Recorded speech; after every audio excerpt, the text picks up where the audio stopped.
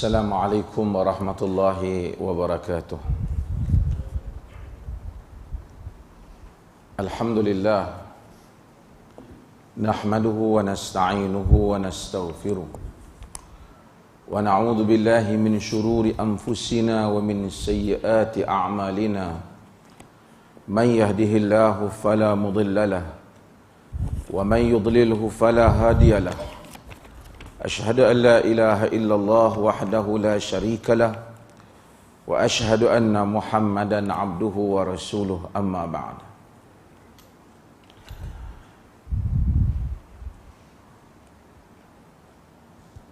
Yang dikasihi Al-Fadil Tuan Imam Ustaz Khidir daripada Jabatan Mufti, Jabatan Kuasa Datuk Fauzi, Jabatan Kuasa Masjid, hadirin dan hadirat sekalian. Ada Jabatan Kuasa?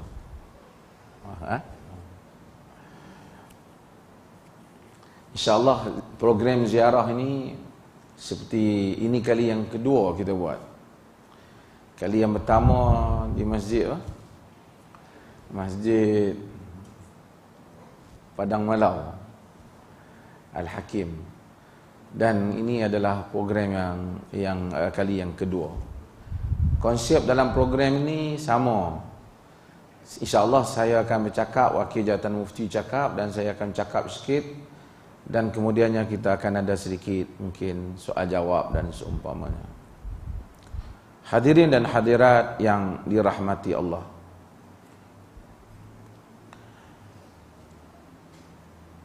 perkara yang paling berharga kepada kita dalam hidup ni, selepas daripada iman kita kepada Allah Subhanahu wa taala, ialah al-afiyah, kesejahteraan kita.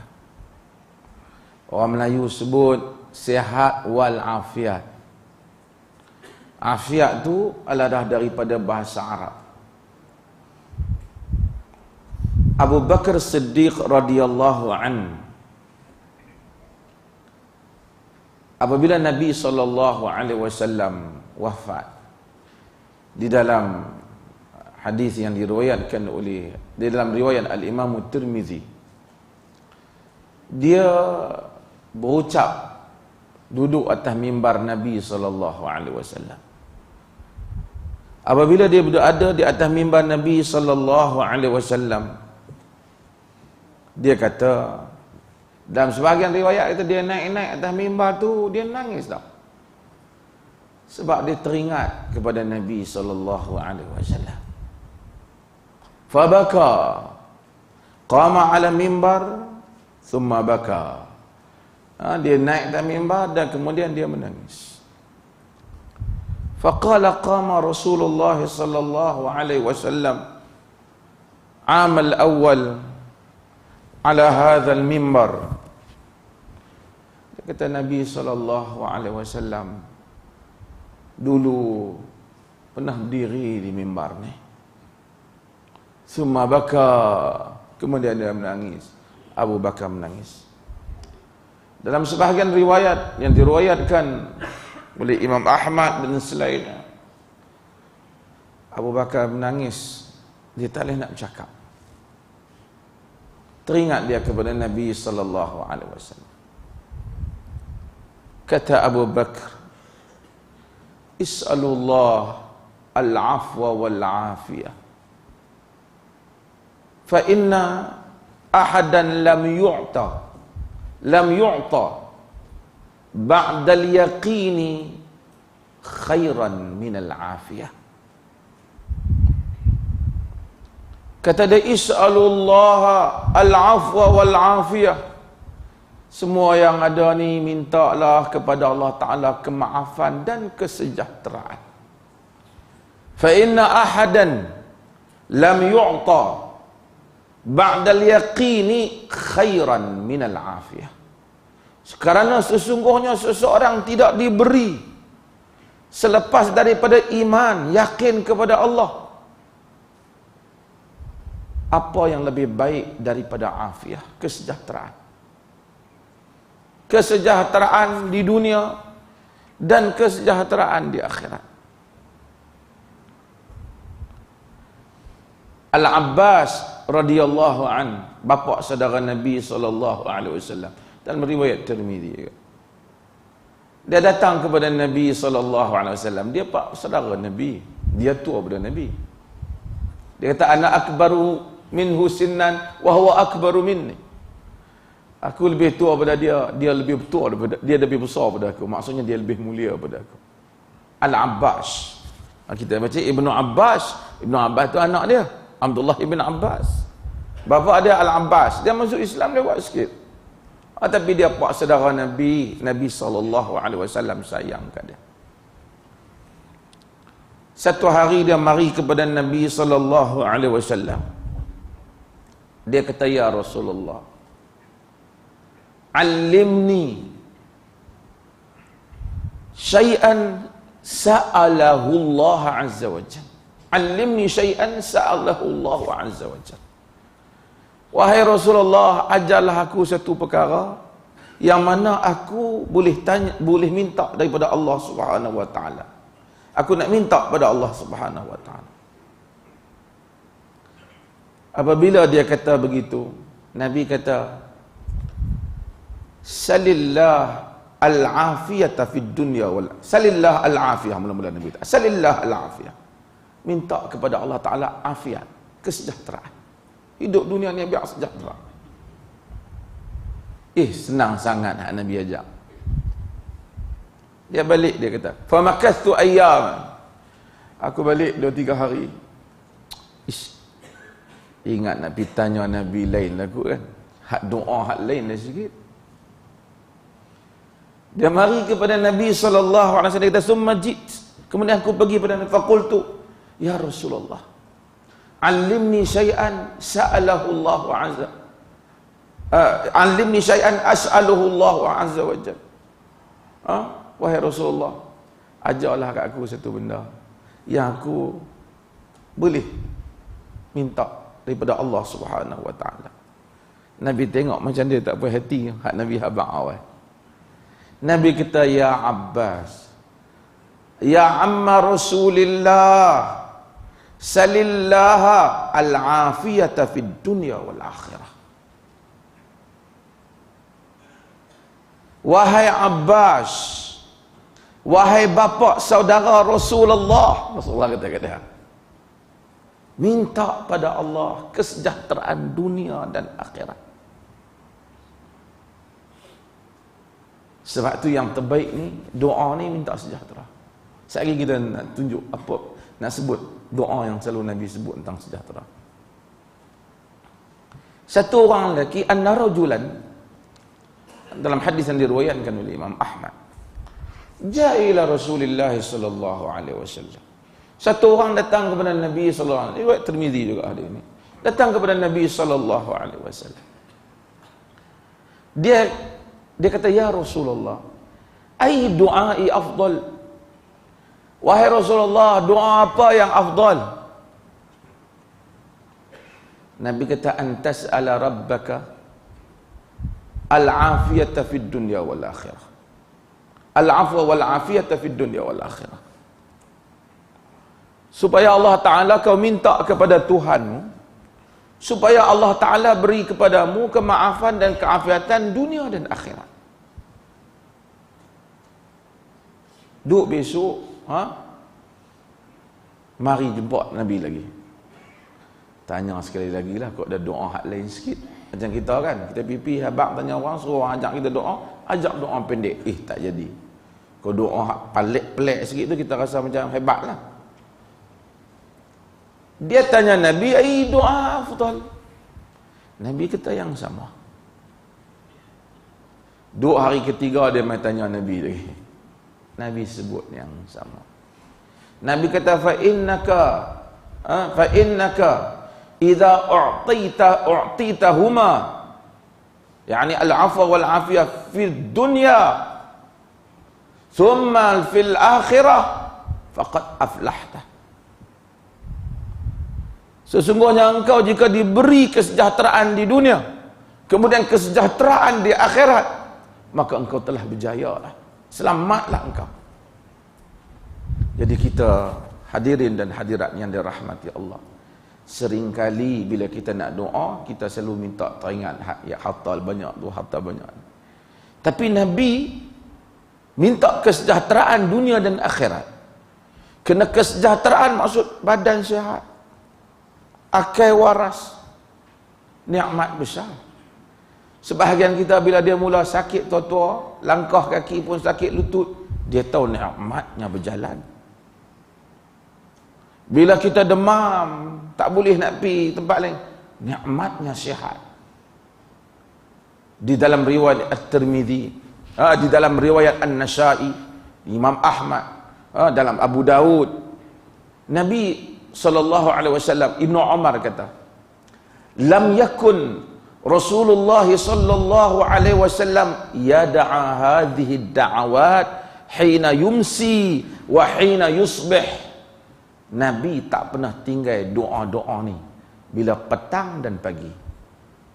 Doa apa hak Nabi tak tinggal petang dan pagi ni? Iaitu doa, Allahumma inni as'aluka al-afiyata fid dunya wal akhirah.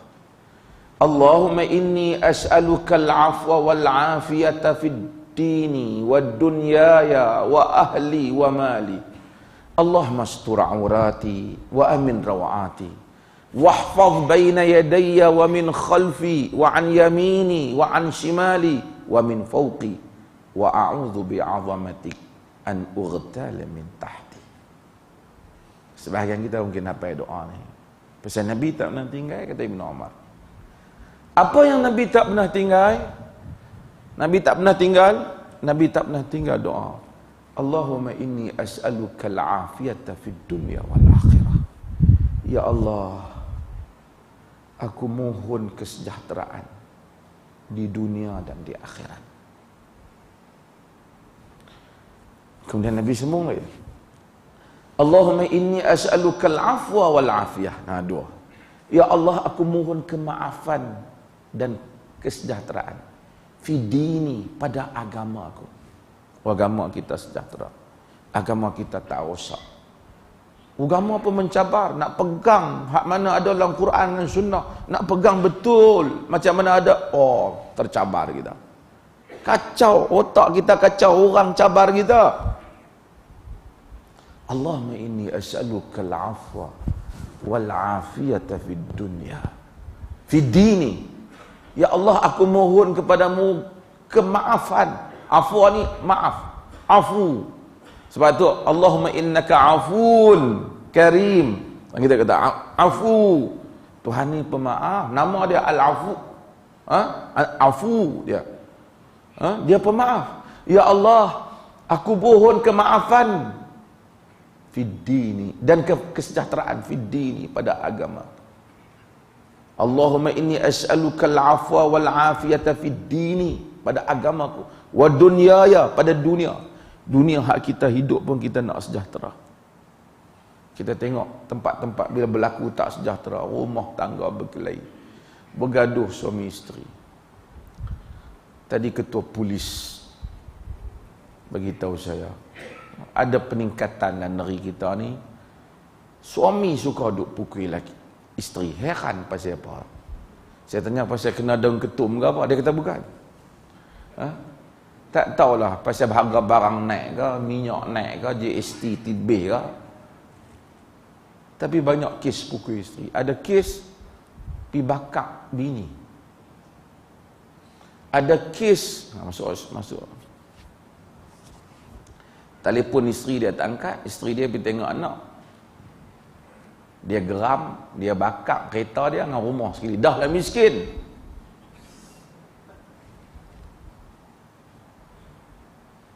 Bakar. Masuk penjara, saya ingat 10 tahun dah kenapa. Teruk. Tak sejahtera, otak tak sejahtera. Hidup, artinya hidup tertekan ni. Beban. Nabi-Nabi banyak beban, orang dakwah beban banyak. Nampak dia senyum, apa hak dia duk fikir kita bukan tahu. Tapi oleh kerana manusia bertawakal kepada Allah. Dia tahu ini, dia kendalikan benda ni. Dan dia anggap ni sebagai pahala dia di dunia ni, beban. Tuhan ringankan dosa kita. So Nabi minta, Allahumma inni as'aluka al-afwa wal afiyata fi dini, pada agama aku. Sebab agama betul. Agama jangan tergugat. Ini penting. Hebat mana pun manusia, kadang-kadang dia tak tergugat agama dia. Kadang-kadang tak tercabar lagi dia duduk. Tapi bila mari urusan tergugat agama. Wa dunyaya, dunia dia kena sejahtera. Wa ahli, dan kaum keluarga aku. Anak pinak kita ni minta sejahtera. Kalau kita semua boleh buat kita sihat, anak tak sihat, tak jadi kerja. Isteri tak sihat, susah juga kita. Dia tak sihat, duduklah rumah balik, tak bahagia kita, tak sejahtera kita dengan anak-anak isteri kita. Rabbana hablana min azwajina wa zurriyatina qurrata a'yun waj'alna lil muttaqina imama. Ya Allah, hablana min azwajina wa zurriyatina, bagi kepada kami isteri-isteri, anak-anak kami qurrata a'yun, sejuk mata. Orang Arab ni dia kata sejuk mata. Bila benda tu kerana air mata ni dua, ada air mata panas, ada air mata sejuk. Hak menangis sedih panas, hak menangis suka sejuk. Hak menangis harga barang minyak naik panas.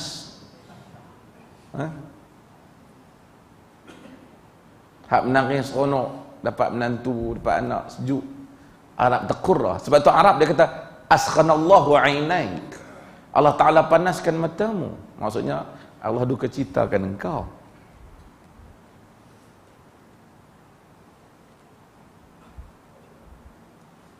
Minta Allah bagi sejahtera keluarga kita. Kadang-kadang kita ada urusan, tinggal anak isteri pergi sana pergi sini, anak kita pergi kerja, anak kita pergi mengaji.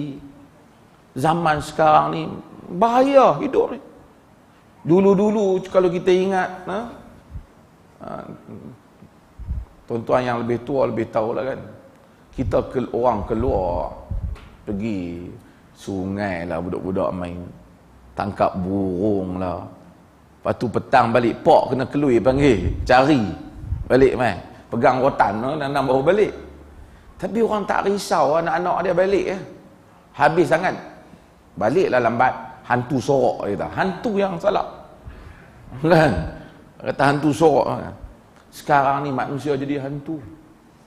Manusia sorok orang, takut depan rumah kita pun kita takut kalau anak kita keluar kecil-kecil.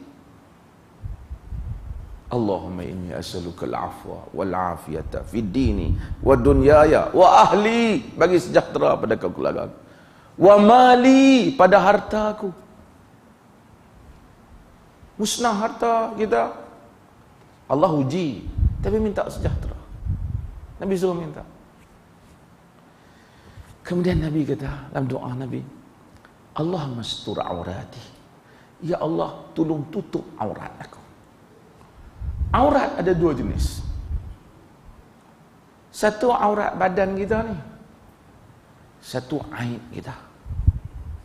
Semua kita ni hebat mana pun dia, kalau Tuhan buka aib dia, pakai taklif di mana lah dia. Nampak orang panggil lah Tuan Syekh, Sahibus Samahah, Fadilatul Ustaz, ke apa semua ni, kerana rahmat Tuhan, Allah sitir, Allah afu, Allah ghafur, dia tutup aib kita.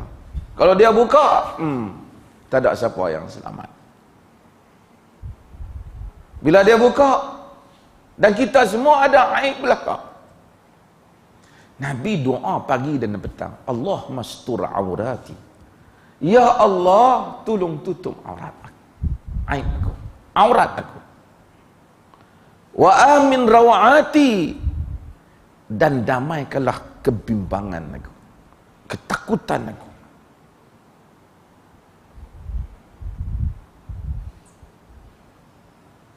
Tak habis lagi tu doa Nabi, Allah mahfaz baina yadayya, ya Allah tolong jaga belah depan, wa min khalfi, belah belakang, wa an yamini, belah kanan, wa an shimali, belah kiri, wa min fawqi, jaga belah atas, wa a'udzu bi'azamatik an ughtala min tahti, dan minta dengan segala kebesaranmu daripada aku ni diserang, terkena bahaya daripada bawah.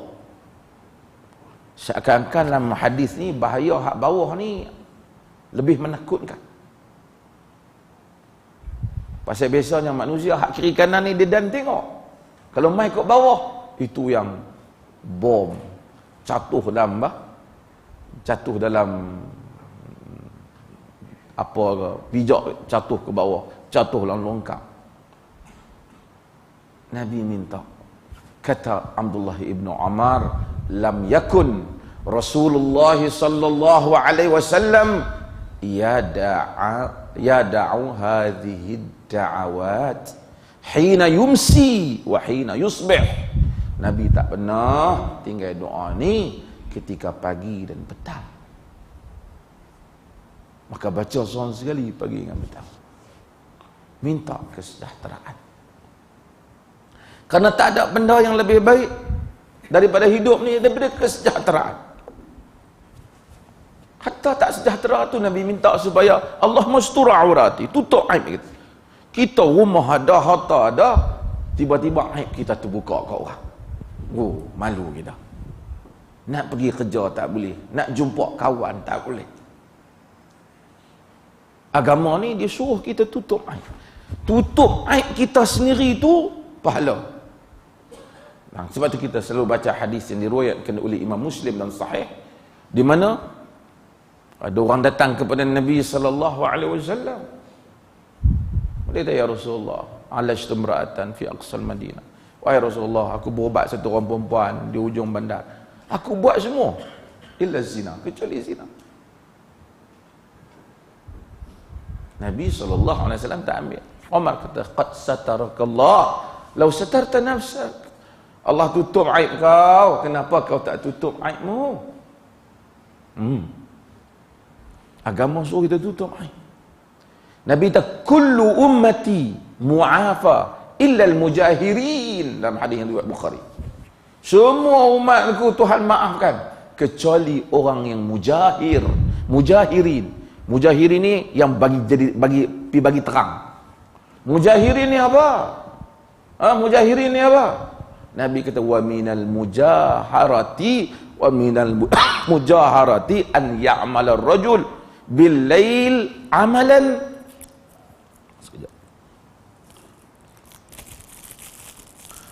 Wa minal mujaharati an ya'mal ar-rajulu bil laili amalan thumma yusbih qad satarahu Allah azza wa jalla alaihi. Di antara yang mujaharah tu kata Nabi, satu orang yang dia buat ayyamal rajul bil laili amalan, malam dia buat benda tak elok, summa yusbih, kemudian dia berpagi-pagi, malam dia buat siapa pun tak tahu. Wa qad satarahu Allah alaihi, Tuhan tutup dah aib dia. Dia pergi jumpa kawan dia, ya fulan, amiltu barihah kadza wa kadza. Ni hantar malam tadi aku buat yang ni. Benda maksiat dia buat, dahlah buat maksiat, dia pergi habaq pula kat kawan dia. Dia pergi habaq pula kat orang lain. Wa qad bata yasturuhu rabbuh, sedangkan malam tadi dia tidur, Tuhan telah tutup aib dia. Wa yusbihu yakshifu sitrallahu anhu, dia berpagi-pagi pi singkap tutupan Allah pada dia. Nabi larang. Maksudnya kita ada dosa, kita bukan dalam agama Kristian dia buat confession. Kita pi kat sebelah, padri duduk sebelah, pi habaq, saya buat dosa sekian-sekian, padri tahu dah dosa kita. Agama tak suruh. Kita tak boleh pergi buat dosa. Buat dosa tak boleh. Tapi kalau dah buat, jangan duk pi habaq ke orang. Nabi kata, kullu ummati mu'afa, umat aku dimaafkan illal mujahirin, kecuali ni hadap pi habaq dosa dia ni. Sama setengah-setengah orang, aku muda-muda dulu aku nak cerita kat hang, dia bangga hak jahat dia dulu. Lepas tu mai cerita di kaki 5 masjid. Salah. Dia salah hal itu.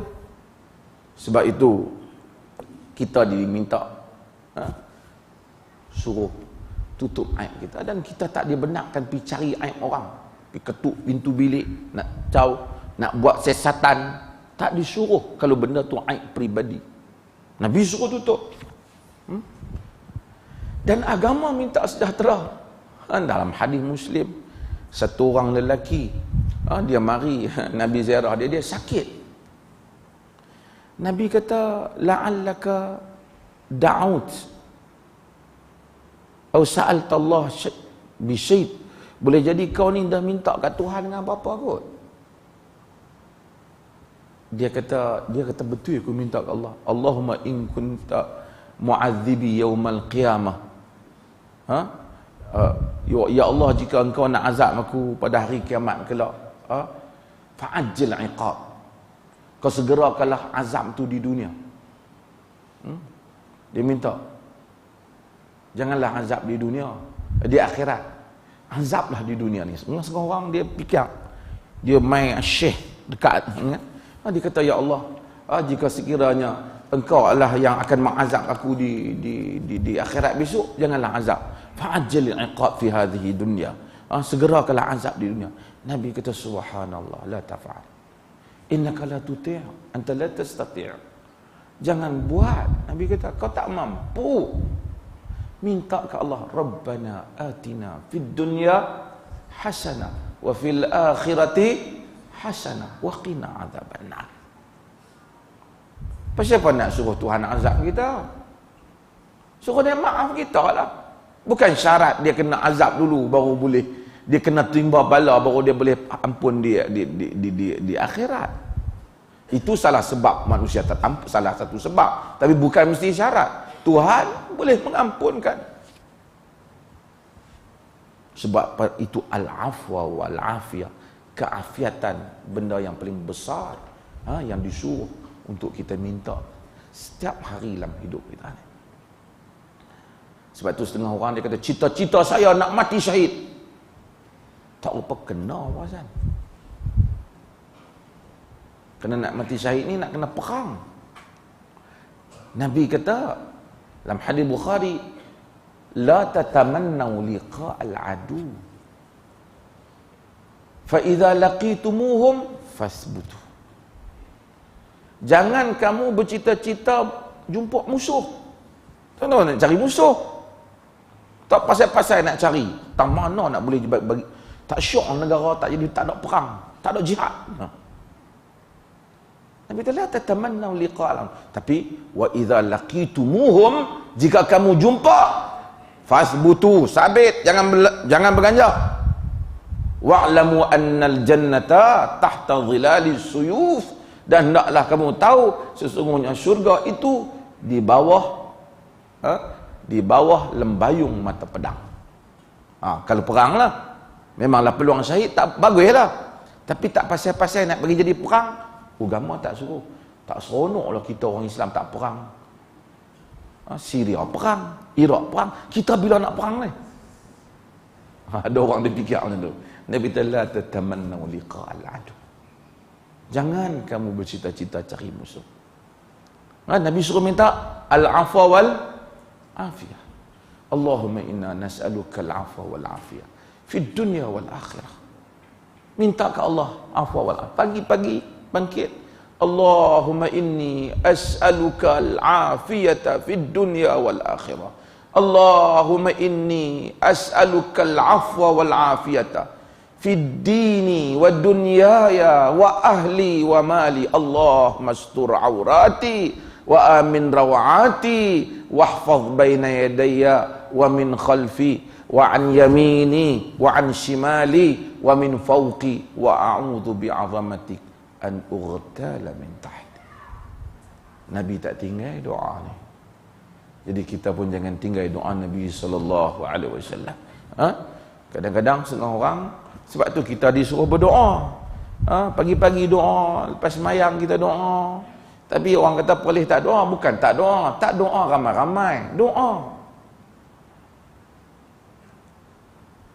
Setengah orang dia buat doa ramai.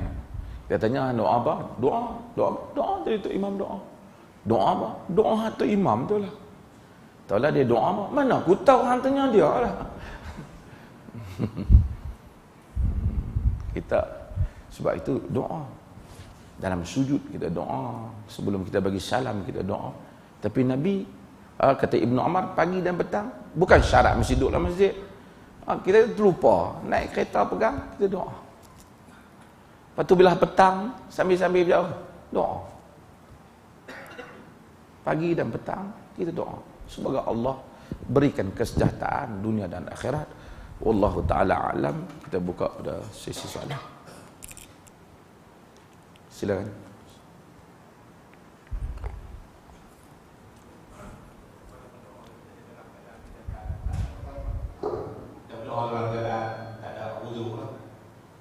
Ya. Doa tak disyaratkan untuk ada wudu. Hatta orang yang berjunub boleh tak dia berdoa?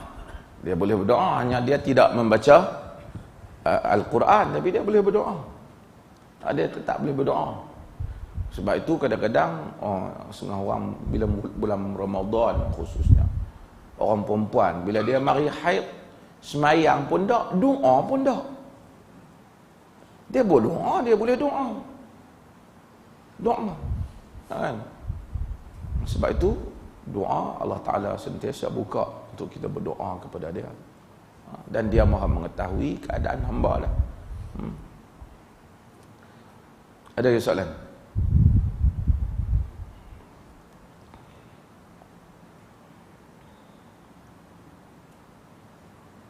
Habis ya? Habis senang ceramah kau ni.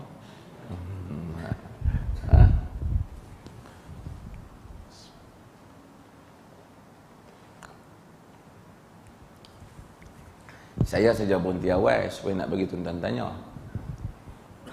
Kalau tidak cakap lagi sejam tuan-tuan. Yang untuk penjelasan berkaitan dengan doa ketika mana Nabi mengangkat tangan dan doa ketika mana Nabi tidak mengangkat tangan. Apakah perbezaan kedua situasi yang cuba Nabi nak ajarkan kepada mereka? Asalnya yang pertama kita kena tahu bahawasanya riwayat-riwayat yang mana Nabi SAW mengangkat tangan berdoa sangatlah banyak sehingga kepada mutawatir. Itu dulu, jangan ada kata tak angkat tangan. Angkat tangan ni tak payah bincang. Memang Nabi ada angkat tangan doa. Allah itu hayyun karimun yastahi min ibadih. Dia hayy, dia malu yang layak bagi Allah Taala. Bila hamba dia angkat yarfa'a yadayhi wa an yaruddahuma sifra. Hamba dia angkat dua tangan, Tuhan balas kat dia kosong. Dia tak, Tuhan angkat. Nabi angkat. Cumanya ada tempat yang dia tak angkat, ada tempat dia angkat. Ada tempat yang dia tak angkat, kita tak angkat lah. Tapi ada yang tempat yang dia angkat, kita angkat. Contoh-contoh ekstrim dulu. Ada orang kata doa apa tak angkat tangan, ada doa Nabi tak angkat tangan. Kadang-kadang Nabi doa, Nabi pegang orang yang sakit, umpamanya dia doa, dia pegang. Ada kalanya baginda SAW doa, umpamanya kita doa di dalam solat, dalam sujud. Doa kepada Allah, takkanlah nak pergi angkat duk tengah sujud angkat doa ni. Kita doa ihdinas siratal mustaqim, kita tak angkat. Demikian Nabi bila nak makan, walaupun dalam riwayat ada riwayat yang tidak berapa, sebahagiannya tidak berapa kuat. Nabi memang sebut, dikatakan baginda menyebut Allahumma barik lana fima razaqtana, dan baginda tidak angkat tapi baginda sebut. Kadang-kadang baginda doa pada satu orang, kan? Baginda doa kepada Ibnu Abbas, baginda doa tapi baginda tak angkat tangan. Ada tempat banyak riwayat juga Nabi angkat tangan sampai nampak putih ketiak Nabi. Ada tempat yang Nabi memang tak angkat tangan. Umpamanya doa ketika khutbah Jumaat. Seperti hadis yang diriwayatkan.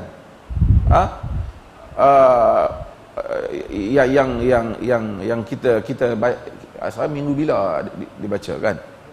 Kan? Jadi baginda sallallahu alaihi wasallam tak angkat. Apabila Bishr bin Marwan dia angkat tangan. Sahabat tengok ni, sahabat kata Umarah bin Ruaibah, dia tengok, dia kata qabbahallahu tilkal yadain. Allah Taala perburukkan tangan itu.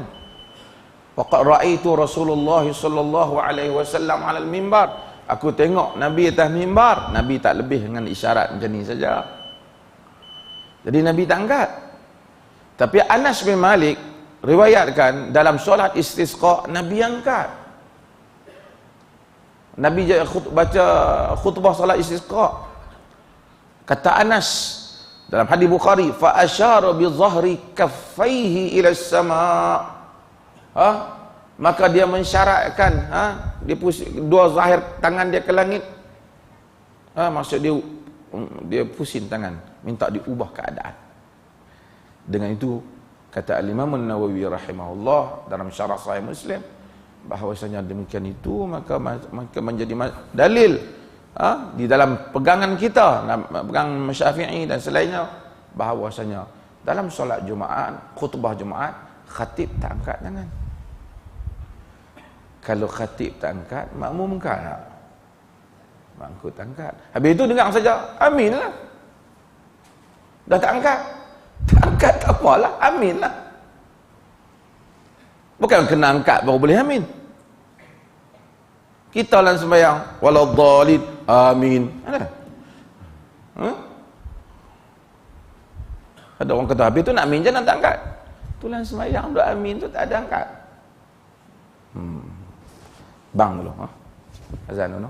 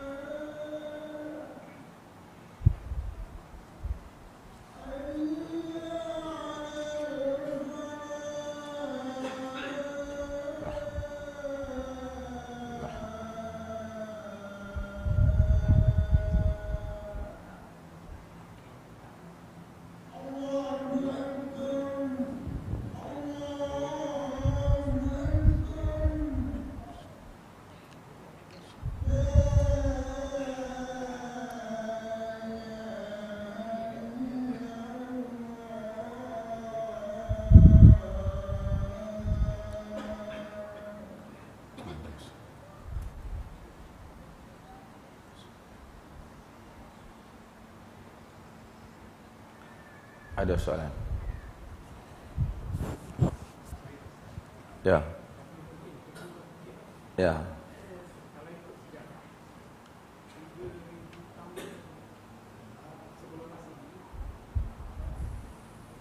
Tiga 3,000 tahun sebelum Masih. Ya.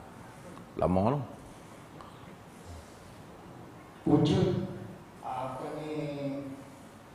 dinasti Firaun, yaitu zaman pembangunan manusia yang amat luar biasa dan ajaib, menjadi tumpuan seluruh dunia, dan keadaan itu berkekalan sehingga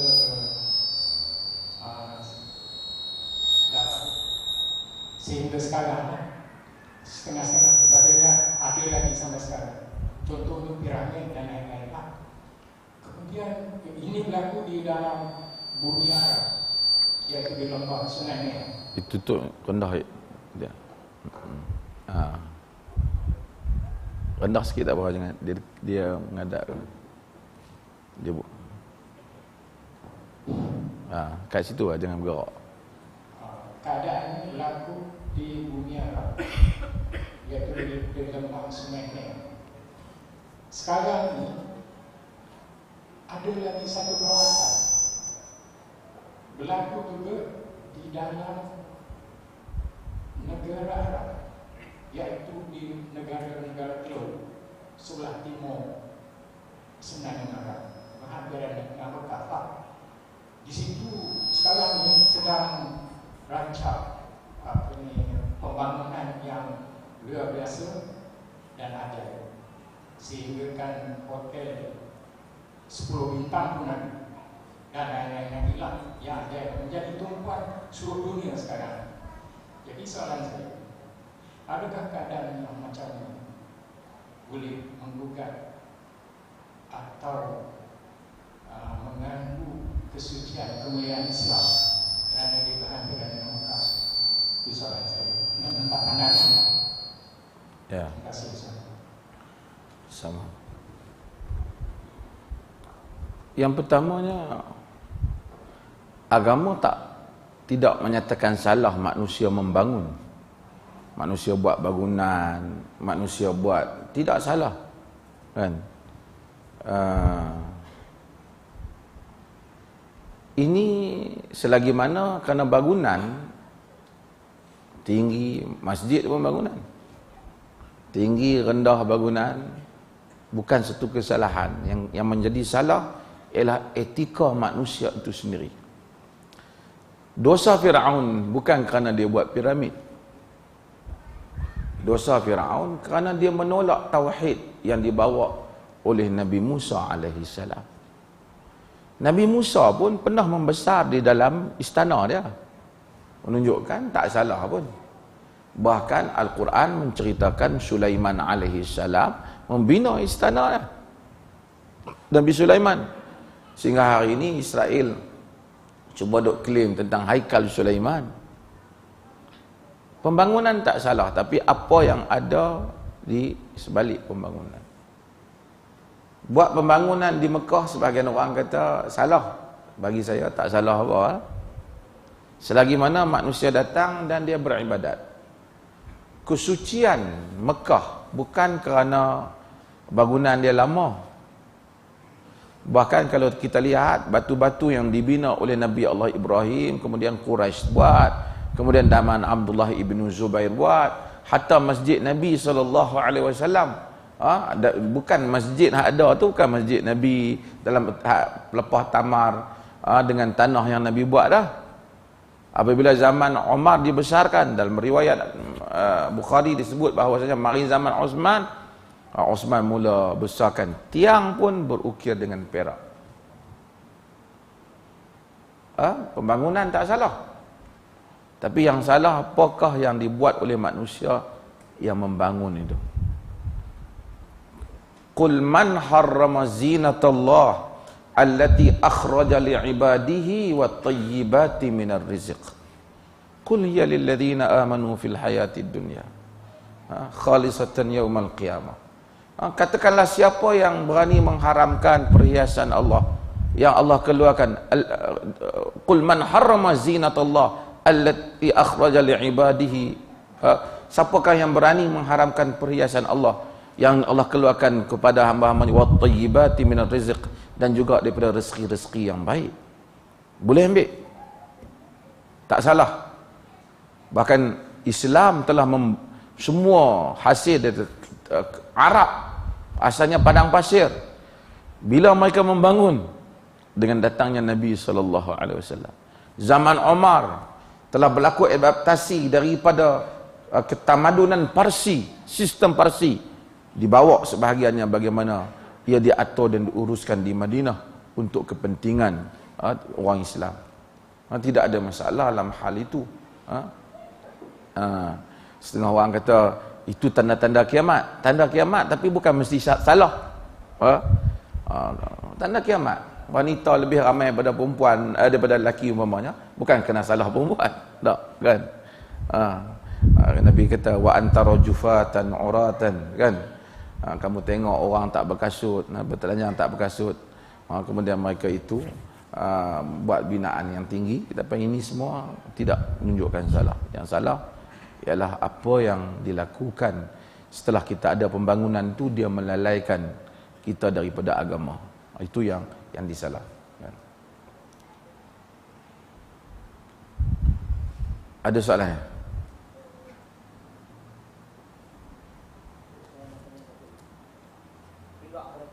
Ya. Kalau kita membaca hadis, apalah kita tak confident, kita menggunakan selalu menggunakan tahu kemampuan Nabi Sallallahu Alaihi Wasallam. Bagaimana pula dengan ayat Al-Quran? Apakah ada perkataan tertentu yang harus kita katakan? Tak, Al-Quran tidak boleh.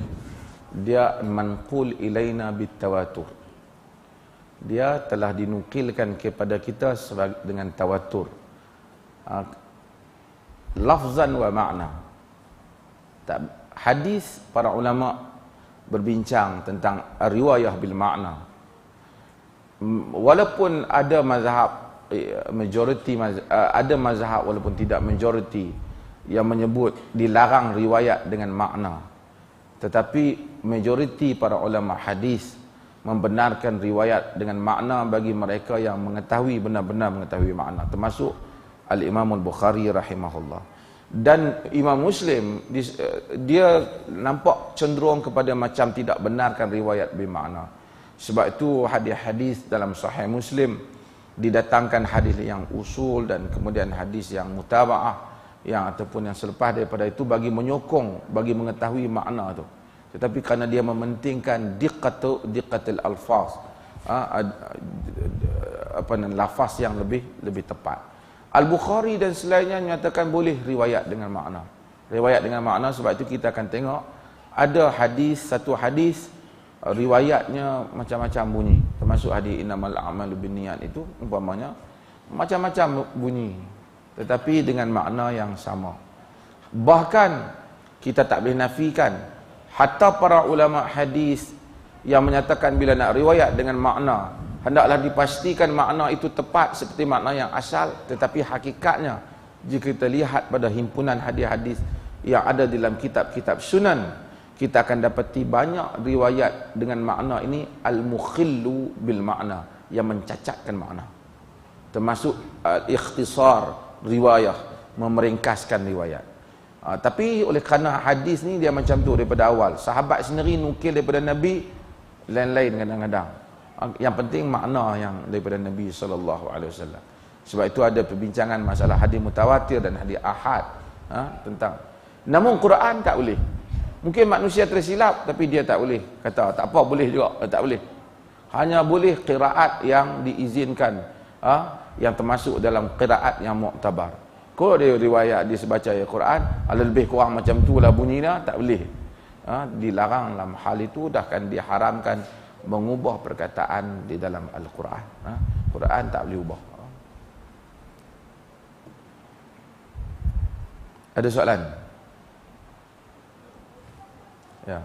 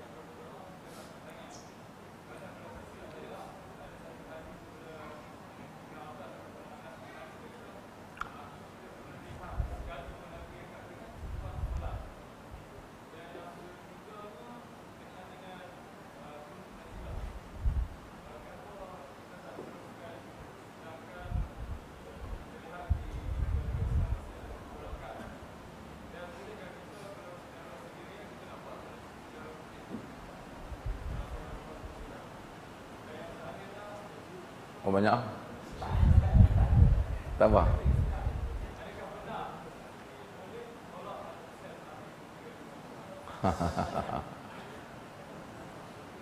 Soalan yang pertama tadi tentang zikir pagi dan petang.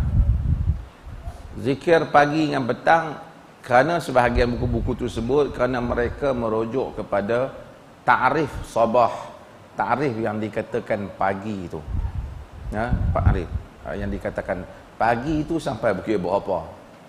Lalu sebelum gelincirnya matahari itu, kira daerah tu pagi lah.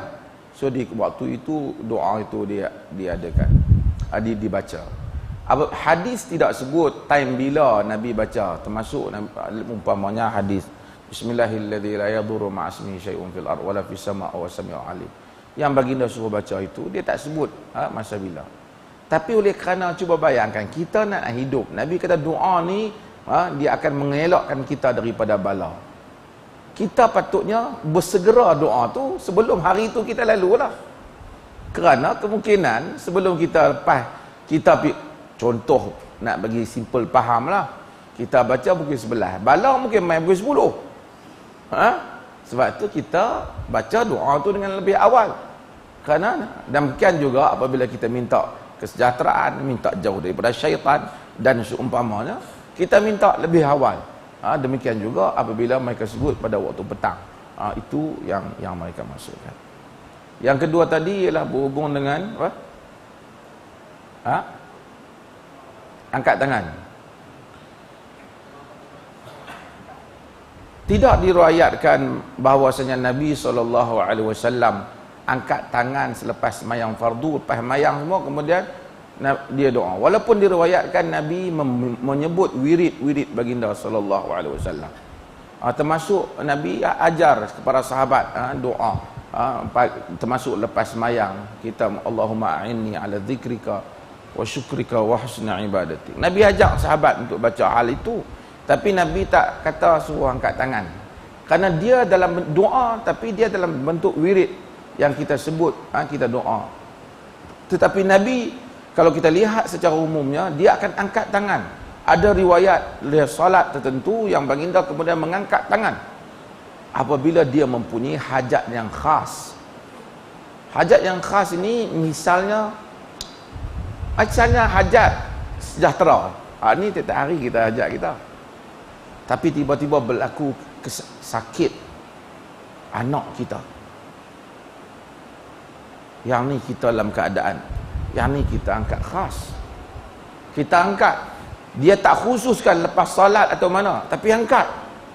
Sebab tu Nabi bila berlaku kejadian-kejadian khusus, angkat tangan dan berdoa. Tapi dalam wirid yang mana diajar untuk kita baca pagi, petang, siang, malam, ini tak diangkat. Ini tak diangkat. Berikutnya ialah Qunut nazilah. Qunut nazilah kita doa, kita baca apabila ada kejadian. Tapi umat Islam hari ini dalam fitnah. Kalau kita nak baca semua fitnah yang berlaku umat Islam, tiap-tiap hari lah, tak berhentilah qunut ni sampai 20 tahun dah. Maka bukanlah kata tak boleh baca. Kita memilih benda-benda yang benar-benar mengancam umat Islam, lalu kita minta qunut ni. Kita baca doa qunut nazilah. Adakah kita tolak RUU apa? Berapa RUU apa? RUU ni rang undang-undang. Berapa? Hak nombor berapa? Mau bang? Kita, tuan-tuan, ada beberapa perkara yang kita kena faham. Pertama, kita kena faham pemikiran. Kita menolak kumpulan yang suka mengkafirkan orang. Itu dulu. Kita menolak kumpulan yang jadikan bahawasanya yang tadi saya sebut, saya ikuti, seolah-olah yang Islam ni mahkamah syariah, hak mahkamah sivil ni kafir. Sedangkan tuan-tuan tahu undang-undang jalan raya yang kita ikuti, undang-undang pembandaran, semua benda yang pergi kawani rosakkan kereta kawani pi rompak ataupun kawani pi rosakkan rumah kawani, sebahagian besar yang dibicarakan di bawah mahkamah sivil itu tak bercanggah dengan syariah. 95% saya ingat tak bercanggah dengan syariah. Jangan kita sangka itu kafir, hak ni Islam. Dan itu akan menjadikan kita macam IS. Kemudian yang dibuat di bawah mahkamah syariah, dengan kita hormat, saya tahu saya juga ada hubungan mahkamah syariah, tapi mahkamah syariah di Malaysia ni berbeza-beza. Tidak semua yang boleh kita yang disebut sebagai syariah itu mungkin pada pandangan sisi yang lain dia mungkin kurang syariah. Contoh, siapa poligami tak minta izin kena ambil tindakan di mahkamah syariah. Adakah itu syariah? Kan? Adakah itu syariah? Dan macam-macam lagi perkara yang jangan sebut syariah je, terus kita ingat nama syariah terus jadi syariah. Orang ceramah betul, cuma tak ada tauliah, ada hamba Allah tu masuk berapa tahun dalam penjara. Mahkamah sivil tak penjara dia, syariah penjara dia. Dan ini juga kadang-kadang kawan yang cakap tu, dia kadang-kadang mungkin saya kata dia mungkin kena ada penjelasan, dia kena faham. Kalau kita kata memperkukuhkan ini, sebenarnya kalau kita betul-betul kita memperkukuhkan semua, mahkamah sivil juga bagi selaras. Dan dia tak, apa dia undang-undang hak tak selaras bagi tahu. Ada 2-3 benda, apa yang lain? Adakah dalam Islam ni lampu hijau berhenti, lampu merah ke berjalan, macam tu? Tak, ini terpulang kepada siasah para pemerintah. Pulang pada siasah para pemerintah. Islam luas dalam hal yang seperti ini. Saya nak bagi faham konsep itu dulu, supaya kita jangan salah tafsir terhadap apa yang dikatakan syariah dan tak syariah. Apakah yang disebut syariah itu benar-benar syariah, ataupun yang tak disebut syariah itu sebenarnya tidak syariah. Kemudian ada orang kata, baru ni saya dah sebut dah, kalau ikut syariah sebab dia tak mencederakan, tak buka baju, sebab tak boleh terlalu kuat, tak nampak putih ketiak, sebab mahkamah sivil itu bercanggah dengan syariah kerana sampai cedera.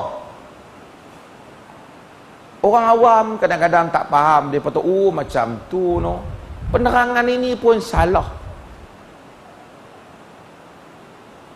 Sebab yang tak cedera itu ialah sebab zina. Tapi kalau orang tu kes rogol, takkan nak sebab belakang tam macam tu. Ambil rasuah sampai 30 juta boleh sebab yang tidak mencederakan. Balik belakang lenguh begitu ya. Ambil pula esok 60 juta. Dia bentang, dia cakap, orang awam kadang-kadang percaya, sedangkan konteksnya berbeza. Mahkamah sivil tidak pernah menyebat orang berzina. Dia sebat kes-kes hak tu, rogol, rasuah. Jadi nak kata sebat tu salah dengan syariah pun tak boleh. Tapi kalau pergi sebat orang berzina macam tu satu rotan, salah lah. Tapi tak pernah siapa buat yang tu. Dan bila dibentangkan, orang awam tak gelas, itu saya maksudkan. Ada manipulasi politik di dalam hal yang seperti ini. Dah jawab dah benda ni, tapi dah tanya, bawa habis. Nak tingkatkan 100 rotan orang zina, tak ada masalah. Yang tu tak ada siapa tentang. 80 rotan orang yang tuduh orang berzina, tak ada masalah. Arak 40 rotan, tak ada masalah. Tapi dia kena standard lah. Nabi kata innama halakal ladzina min qablikum idza saraqa fihi musta'if idza saraqa fihi musyarif taraku wa idza saraqa fihi mudha'if aqamu alaihi had. Dalam hadis Muslim. Celakanya binasa orang sebelum kamu bila orang ada kedudukan mencuri, biar bila orang bawah mencuri dihukum. Jadi kalau nak sebat 100 rotan tu kena sebat semualah. Nak sebat hak 80 pun kena sebat semua. Nak sebat 40 pun kena sebat semua. Baru adil. Dan kemudian ada orang kata ini bukan hudud. Kita bukan nak hudud 35-5. Saya nak bagi tahu, tiga-tiga ni dianggap hudud oleh ulama, walaupun masalah arak tu khilaf. Hudud lah tu. Cuma ini bukan hudud. Ini hanya hudud tu, satu rotan tu. Dan orang awam ni orang tengok dah bagi tahu dah. Ahli parlimen berkenaan bagi tahu bukan hudud. Hudud lah tu, hudud sebab satu rotan, zina, 80 rotan untuk orang qazaf, kemudian potong tangan, kemudian ini termasuk dalam hudud. Termasuk dalam hudud. Itu pun maklumat tak apa tepat sehingga orang tak tahu. Orang ingat hudud tu potong tangan. Tapi tak ada masalah. Cuma saya tak begitu setuju. 30 tahun penjara mahkamah syariah. Nak penjara siapa? Pasal kes yang berat-berat ni semua dalam mahkamah sivil. Bab nikah kahwin di kalangan orang Islam nak bubuh 30 tahun, nak bubuh siapa? Dengan ceramah tanpa tauliah. Dengan poligami tanpa izin. Sampai 30 tahun 100,000 ni, banyak ni. Bukan kita. Dan itu bukan hukum Tuhan. Itu bukan hukum Tuhan, tapi ialah kerajaan dapat duit lebih rezeki kan. Tapi itu bukan hukum Tuhan. Hak 100 rotan tadi ya. Tapi bila dia ini siapa yang tak menyokong ni, berarti tidak menyokong syariat Islam dan akidahnya. Sekali lagi, 80-an kafir mengkafir tu main balik. Kafir mengkafir 80-an kerana masalah hukum syariat main balik. Dengan orang awam tidak memahami apa yang dikatakan undang-undang Islam. Islam ni undang-undang dia. Dan Nabi sebenarnya, kita patut berjuang apa tuan-tuan? Bukan saya kata tu salah, berjuang apa? Mudahkan orang berkahwin. Orang selalu faham menegakkan Islam, memotong tangan. Itu salah. Menegakkan Islam, memberi makan kepada orang yang lapar. Membantu orang yang susah. Menegakkan Islam, memudahkan orang kahwin. Bantu orang yang nak kahwin. Itu menegakkan Islam. Yang tu memang hukum Islam. Tetapi Nabi tak main kerana nak sebat orang. Dia main nak bagi orang menikah dulu dengan cara yang betul. Dia tak main nak potong tangan orang. Dia datang nak bagi orang. Sebab tu kali pertama bila dia masuk, Abdullah ibn Salam meriwayatkan dalam hadis yang diriwayatkan oleh Al-Imam Tirmizi dalam Sunan, apabila dia sampai ke Madinah, kali pertama awwalama takallama bihi, kali benda yang pertama yang baginda cakap, kata Abdullah bin Salam, aku dengar dia kata, ayyuhan nas, wahai manusia, ifsus salam, sebarkan salam, wa at'imut ta'am, bagi orang makan, wasilul arham, hubungkan silaturahim, wasallu wan nasu niyam, dan semayang ketika mana orang sedang tidur. Hak tu dulu Nabi kata, wahai manusia, aku potong tangan kamu. Itu pendidikan kita. Orang berzina memang salah, perbuatan berzina kita tak nafikan. Kita mesti tegakkan hukum Tuhan, betul. Tapi hukum Tuhan tu luas, termasuk memudahkan perkahwinan. Nak janji nak menikah bulan 1, bulan 12 tak menikah lagi. Tak usah kira habat kursus tu tak apalah kan. Allah bab syarat dia, bab berat, bab nak cari mahar mahal, cari belanja tinggi. Zaman Nabi, satu orang, ya Rasulullah, wahai Rasulullah, nikah, ambil aku, nikah dengan aku. Wahabat nafsah alin Nabi, bagi diri dia pada Nabi. Nabi tak mau, orang lain tawar, boleh nikah lah tu juga. Nabi angkah tukar, malak tukar, iya, macam-macam dalam riwayat hadis. Dia sebut. Mudah. Kita nak nikah, nak akad tu pun payah dah. Bantai baldu, duduk, apa semua tak kira lah lagi dah. Bau itik, gagak-gag ikan tu jangan cari tahu lagi. Bukanlah kata salah, tapi kita payah. Kan? Akad tu pun payah dah, suruh 3-4 kali. Ulang. Nak ulang pasal apa?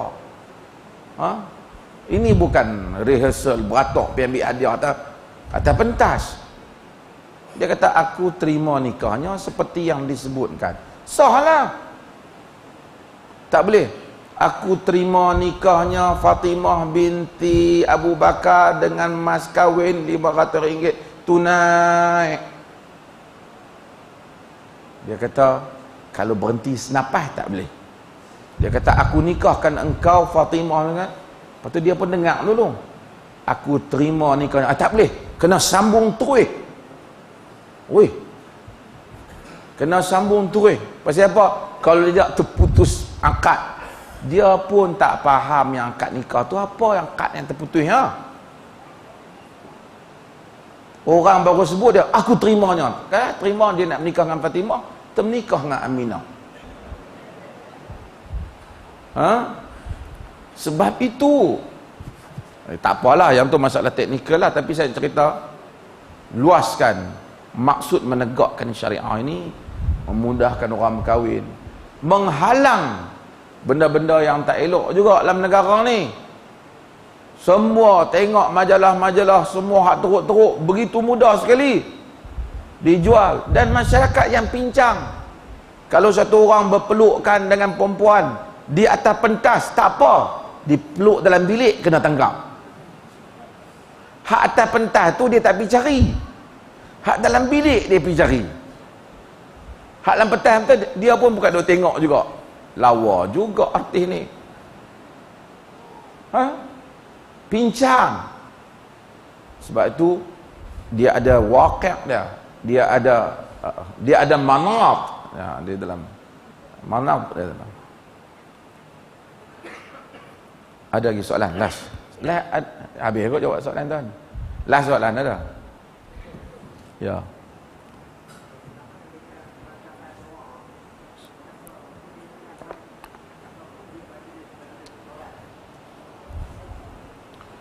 Perhimpunan pagi. Para ulama termasuk dalam qaul Imam Ahmad dan seumpamanya, jika tidak yattakhidhu adatan, dijadikan adat. Boleh tak kita ramai-ramai ni tuan-tuan, anak kita saya sakit tolong doa. Satu orang kata Allah masyfi dan orang lain mengaminkannya. Boleh ke tak? Boleh. Apabila satu orang diminta untuk berdoa, dia boleh untuk berdoa. Tetapi jangan dijadikan format. Kalau macam tu mesti ada format tu, jangan dijadikan. Tapi berdoa itu adalah sesuatu yang baik. Cumanya kadang-kadang doa ni jadi penghias majlis ya, bukan niat pun. Lepas doa, lepas tu buatlah lebih-lebih korang menari lah apa mau ada. Ada lagi last sementara. Sebelum tuan-tuan nak tanya, saya nak betul satu benda lah. Semua. Kadang orang semayang ni, dia terlebih Arab sangat, sampai Arab pun tak sebut. Orang semayang dengan orang bang. Ini dua-dua nak kena dengar. Allahu Akbar. Dia bukan ha. Dia Allah. Nak bagi masuk dia punya gear tu. Itu pasal keliru masalahnya. Bang pula satu hal. Hayya 'alal falah. Falah dalam bahasa Arab maksudnya tanah lapang. Ardun falah. Hayya 'alal falah. Ha. Yang kadang-kadang hak tu pula dia pergi tukar. Hayya 'ala salah. Salah tu pula. Hak tu salah. Semayang. Kalau salah ada makna kebaikan, salah. Jadi lain, dia bukan ajak salah, dia ajak salah. Dia bukan ajak falah, dia ajak falah. Yang ni tu imam kena betul sikitlah. Kalau tengok orang azan tak kenal, kena betul. Qamat pun kita kena dengar. Hayya 'alal salah, hayya 'alal salah, hayya 'alal falah. Jadi betul sikitlah. Siapa-siapa lah, semua-semua lah, yang mana-mana mayang. Baik. Kadang-kadang baca. Dulu saya beritahu lah, dalam semayang ni, semayang macam Allahu Akbar. Bukan Allahu Akbar, Allahu Akbar. Arab ni tak boleh jadi istifham. Allahu arsalak, adakah Tuhan yang mengutuskan mau? Allah tu maksud adakah Allah? Allahu Akbar. Jangan duk khusyuk sangat. Allah. Nak semayang jadi mata putih naik atas. Oh, kacau. Khusyuk memang. Nak khusyuk tak apalah, memang kita suruh disuruh khusyuk semayang. Sehingga para ulama bincang jika sekiranya orang tu pejam mata dalam solat, boleh ataupun tak. Kerana asal Nabi tak pejam mata, kata Imam Ibn Qayyim dalam Zadul Ma'ad. Tapi para ulama menyatakan jika satu orang tu tidak, kalau buka mata aja tak khusyuk dengan dia, apa saja hak tengok depan tu semua main kat dia. Oleh kerana khusyuk merupakan maksud dalam ibadat. Merupakan antara benda tujuan nak dekatkan dengan Tuhan. Khusyuk benda penting. Walaupun ikut sunnah tu penting, tapi ada kala bila ikut tu jadi tak khusyuk. Sedangkan khusyuk itu lebih sunnah daripada buka mata. Dua-duanya sunnah. Nabi solat khusyuk dan Nabi buka mata. Tapi kita buka mata tak khusyuk. Hilang satu sunnah. Macam mana? Ketika itu kita boleh tutup mata. Bagi hal-hal yang demikian, seperti yang disebut oleh sebahagian para ulama usul dalam hal ini. Wallahu ta'ala alam. Terima kasih banyak pada masjid ni. Musim hujan ni ceramah ni. Jabatan Mufti buat makan? Tak buat? Masjid, nak tanya masjid tapi tanya Jabatan Mufti. Silap tanya. Gurau kan. Pasal saya tahu bila hujan dia pun lapak. Terima kasih banyak. Mudah-mudahan Allah Subhanahu Wa Taala rahmati kita semua, dan mudah-mudahan kita semua diberikan kebaikan insya-Allah. Wassallallahu ala nabiyyina Muhammad. Assalamualaikum warahmatullahi wabarakatuh.